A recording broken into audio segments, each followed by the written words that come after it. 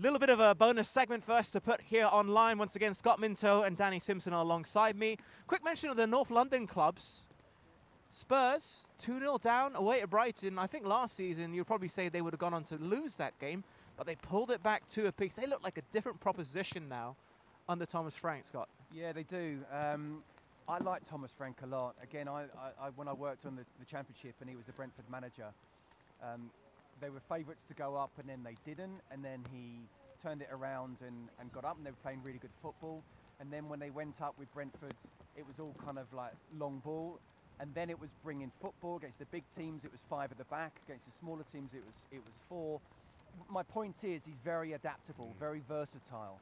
And where Ange, to be fair to him, right at the very end of the season and in the Europa League final, did change a little bit, he does it for each game, and I think he's giving these players a chance. We spoke earlier about square pegs, square holes, but also getting players to be comfortable with what they're being asked to do, and I think he does that with each particular game. So, listen, they'll be disappointed they were 2-0 down, but that's a really good point. In any game in the Premier League, to be 2-0 down, to come out with something, there's a lot of positives to take. I haven't watched the entire match because we've been here, but by all reports, it was Xavi Simons who made the difference for the comeback. But can you imagine when Maddison is back fit? I know he's your friend. You've known him for a while now.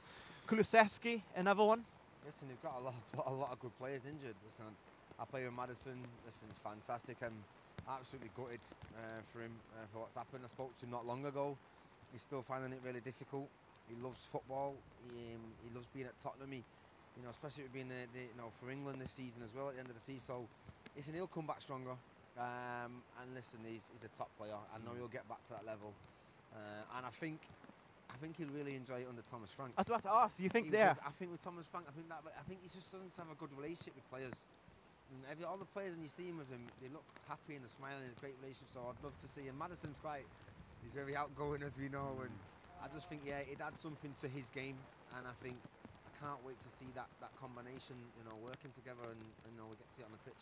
All right, well, tomorrow night, or maybe even today, depending what time you're watching this, it's going to be a thriller at the Emirates. It's Arsenal up against Manchester City. We are live from 11 p.m. onwards for an 11:30 p.m. kickoff. Francis Jeffers, Michael Brown, and also Emmanuel Petit for a short while will be there with us.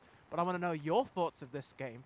Arsenal City, which has become a very testy fixture in recent memories. Remember when Haaland chucked the ball at Gabriel's head? Yes. Stay humble, he was quoted as saying. Miles Lewis-Skelly doing the Haaland celebration. There's something different now, an edge. Yeah, there is. And look, I said at the start of the season, look, any team that finishes above Liverpool from the start of the season, and even more now, will win the title. But I went for Arsenal because of the strength in depth. And I think we saw in midweek the players they've had out, and still the players coming back. And the Madueke and Eze coming in, and it looked like that they're not being weakened in any way. And the biggest compliment I can give Noni Madueke is that I genuinely don't think Saka's missed, who's that good a player. I wish Madueke was a Chelsea player too, I really do. But they could have done with him here today. But I think Arsenal are in such a good place at the moment. They're in a really good place defensively, despite, even if their key players like Saliba is out, Mosquera can come in and do a great job, and they've still got a really strong bench. Whereas City, and I saw them at Brighton, they're still really good going forward, but they're still also very vulnerable in the counter-attack. And I just feel as a team, both from a defensive and an attacking point of view, Arsenal are much stronger, to the point where I would say I don't see City winning this. I think the best they can get is a point, but I can definitely see Arsenal winning it. In fairness to City, when we watched them last week and then they were playing the Champions League, they've now got the addition of Donnarumma, who is a massive presence in that goal. But also, I was preparing for the game, I was looking at their pre-season fixtures and I realised they only played one. Arsenal had several games. They had about 5 or 6.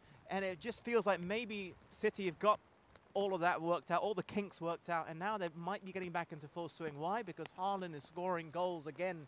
Foden is back to form as well. Listen, we'll talk about Donnarumma in a minute, but I think that's the two players, the key players, is Foden and Haaland. I love seeing Foden in the middle of the park. Not last week, by the way, against Man United. But listen, I think Haaland in an interview with us, he mentioned about De Bruyne and how he's going to miss him in the Man City team. And I think now Foden and they've got to have that relationship together because they don't have a De Bruyne. Foden looks happy now. You know, we've been wondering for a while, you know, what's been going on with him. Has anything been off the pitch, or is he? You know, which happens. You know, he was unbelievable 2 years ago. But I think for Man City to go to Arsenal, to get anything out of that game, it has to come down to them two. And I love seeing Gabriel and Saliba against Haaland. I love that battle. I miss, you know, the battles of full-backs and wingers and now centre-backs and strikers, because they've, you know, the characters, you know, big personalities, and listen, you know, he's the best striker. They're the best centre-back pairing in the Premier League. So that for me is what I love watching when I watch Man City and Arsenal. But I think if them two come on top against Haaland and Foden, then I think Arsenal win the game.